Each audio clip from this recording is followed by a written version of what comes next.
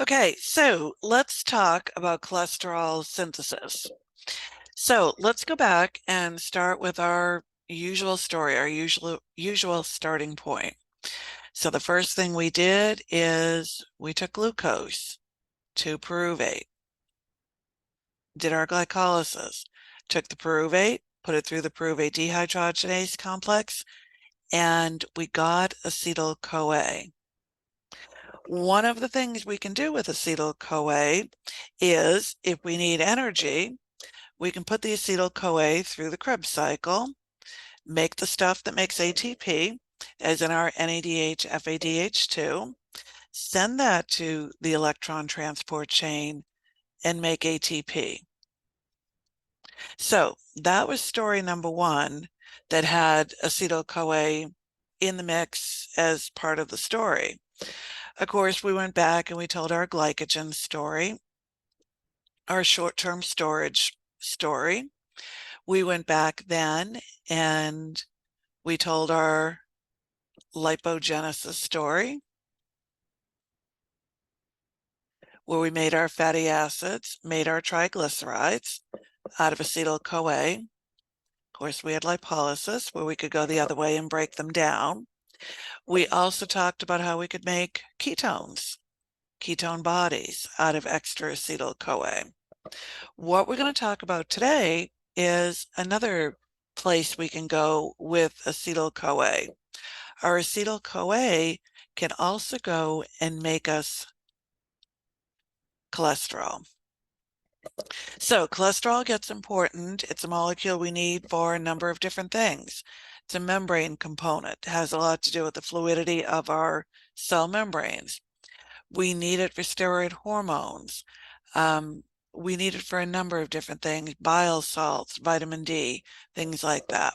So what we're going to do today is we're going to make that cholesterol. So making cholesterol has a lot of different steps. We're not going to go through every single step. We're going to go through the important ones, and we'll talk about where we're skipping over some steps and some stuff we're doing there.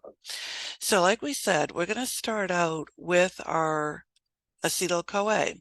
Another direction, another thing that acetyl-CoA can do. So what we're actually going to do with that acetyl-CoA is take more than one acetyl-CoA and put them together.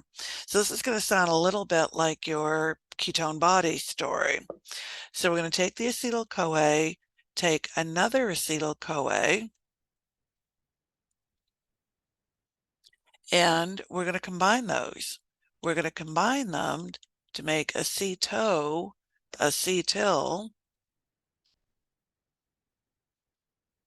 CoA, sounding kind of ketone-ish. I'm going to take one of the CoAs out of the picture.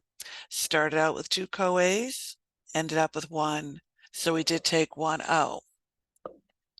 Then we're not done. We're going to go and take another acetyl-CoA, add another one in. And as you notice, our carbon chain is growing with this. Acetyl-CoA has two carbons in it, adding two more, adding two more. So this is going to sound a little familiar too. Get rid of another CoA. And we're going to make a molecule called HMG-CoA. I won't write the whole thing out, but it's 3-hydroxy, 3-methyl gluteryl-CoA, or beta-hydroxy, beta-methyl gluteryl-CoA. So most often known, most commonly known as, for that reason, HMG-CoA. So since you're more likely to see HMG-CoA, that's what I want to write here. The enzyme that makes this is HMG-CoA synthase. Pretty descriptive, pretty easy, except it can complicate your life. So the next step with the HMG-CoA, though, is we're going to convert it to a molecule called mevalonate. So that's our next step.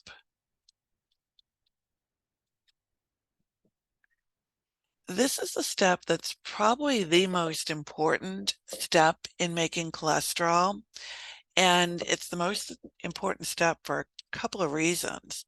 One is it's the rate limiting step, really slow step, one of the slowest steps in all of our metabolism. So it's the rate limiting step, and the enzyme that does it catalyzes that reaction is HMG-CoA reductase. Really, really common thing to get asked. So it's an enzyme that I'd make sure I knew. What's the rate limiting enzyme in cholesterol synthesis? HMG-CoA reductase. But you know it's going to be a distractor for that. So be a little careful there. This step is really interesting though. Being the rate limiting step, of course you have to know the enzyme, but this is a step that's modulated or regulated by cholesterol drugs. So you're eating too many double cheeseburgers, your doctor says, hang on here, you're making too much cholesterol, you need to take Lipitor or another statin or statin. What the statin is doing is modulating this reaction. So that's where this enzyme gets so important, where this step gets so important. So anyway, once we get to mevalonate, what we're going to do is we're going to convert that mevalonate to isoprene units. So isopentyl pyrophosphate first, and then some isoprene units. So let's figure out how to draw this. We'll take our arrow back up. So we're going to go up to isopentyl pyrophosphate, and we've got a whole bunch of molecules here, a whole bunch of units, and a whole bunch of steps. So we're going to convert the isopentyl pyrophosphate to isoprene units. And what we're going to do is we're going to make a whole bunch of those, because what we've done here is we've started out with a 2-carbon molecule, acetyl-CoA, added two more, and we've started building it up that way. Cholesterol is a 27-carbon molecule. So what we need to do is we keep repeating this step over, adding more and more units, building up this molecule. We also have, with the isoprene unit step,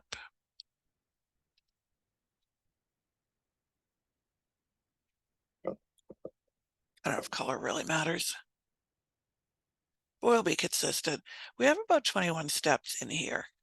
So depending on how you want to count it out, how you want to divide it, what you want to do, there's 20 or 30 steps in making cholesterol.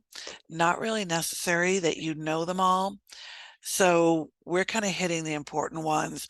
We'll go back and talk about a mnemonic that's helpful with the type of questions you tend to get asked on that. So in those 21-ish steps, depending on how you divide them, you make a molecule called squalene. Squalene. Tomato, whichever way you want to say it. So we take the squalene, we take that to 7-dehydroxy cholesterol.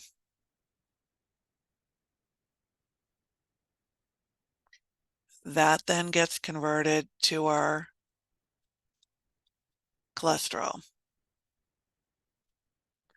And like we said, we have 27 carbons in cholesterol. So it's a big multiple ring structure, 4 rings molecule. So these are the steps we used to get there. Oh, and I forgot an enzyme that shows up once in a while. When we have the 2 acetyl-CoAs and we're making acetoacetyl-CoA, the enzyme there is thiolase. Possibly something you might get asked, maybe not.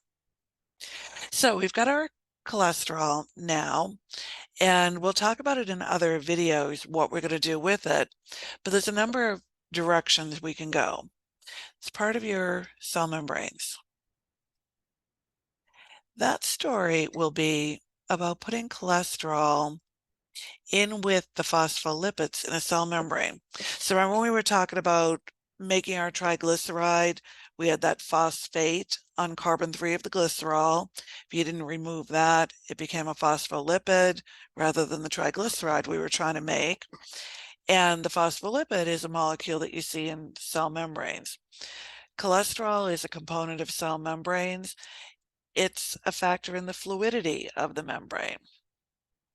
Another thing that we can do with our cholesterol is cholesterol plays a big part in making steroid hormones.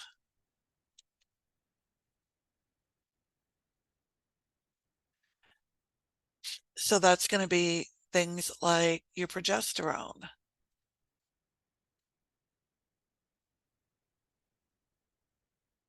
testosterone,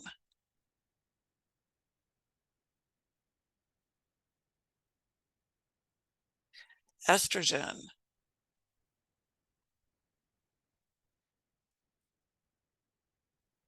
corticosteroids, things we'll talk about and you'll talk about in other classes. You'll see cholesterol playing into that.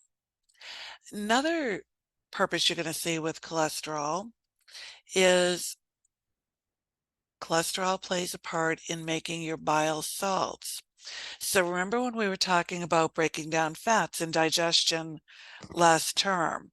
We said we have these fats, we mix them in, we emulsify them with bile salts. We take the big globs of fat, make them into little droplets. So there's your bile salts coming in. The other thing cholesterol will do is it plays into your lipoprotein story. And we're going to do that in a separate video and talk about lipoproteins and transport. So let's go back, run through the mnemonic quick for making cholesterol and the things you typically get asked on it. So like we said with mnemonics, we do them for two reasons. One, I see no downside to doing them if it is something that might help you. The other thing is very often there's a hole in the mnemonic that will get you in trouble if you don't know to go and look for the hole. So our mnemonic is going to start with A. So that's our acetyl-CoA, our acetyl-CoA. Then we're going to go to our HMG. So our H will be happy.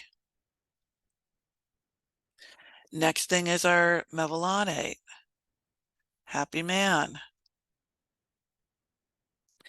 Next is our I, isopentyl pyrophosphate, or the isoprene units. Really the isoprene units more so. A happy man is squalene, seeing,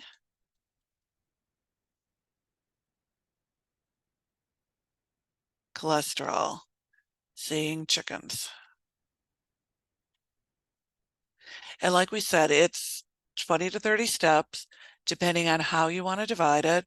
But those are the steps you tend to see most often. So they're probably the most important steps. So we'll stop there with our making cholesterol. Next step we'll go to is about taking that cholesterol, building it into lipoproteins, and transporting it.